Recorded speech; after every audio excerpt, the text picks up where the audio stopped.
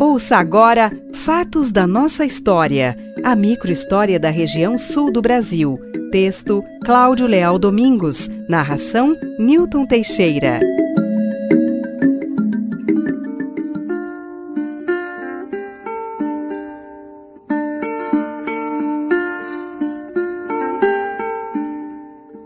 Culturas que se vão.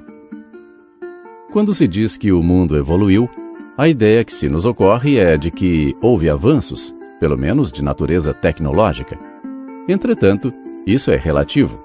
Na verdade, perdem-se valores e felicidades mais simples. Como não cabem duas coisas num só espaço, as culturas novas sufocam as antigas, que morrem. E a gente esquece o passado e o que de positivo e negativo ele certamente continha. Perdemos as culturas e as palavras que as manifestavam. A palavra pasquim, nem tão velha, nem tanto em desuso, por exemplo, perdeu, entretanto, um dos seus importantes significados.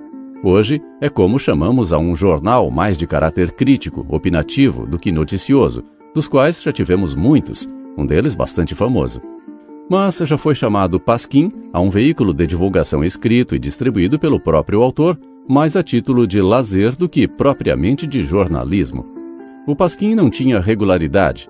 Na maioria das vezes, uma simples folha, que surgia ao acaso, segundo a vontade de cada um, e normalmente não trazia a identificação do autor.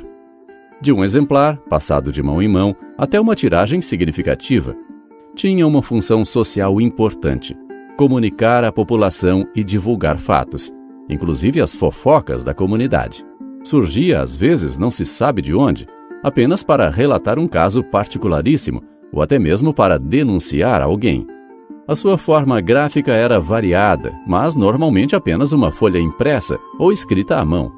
Também existiam os poetas que divulgavam suas poesias em folhas esparsas, distribuídas na comunidade.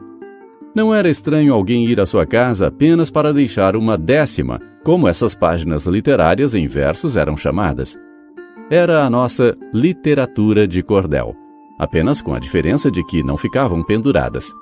Décimas e pasquins eram distribuídos mão a mão, ou espalhados ocultamente por seus autores, anônimos ou não.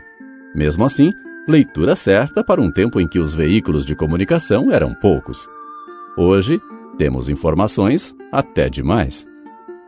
Fatos da Nossa História, de Cláudio Leal Domingos.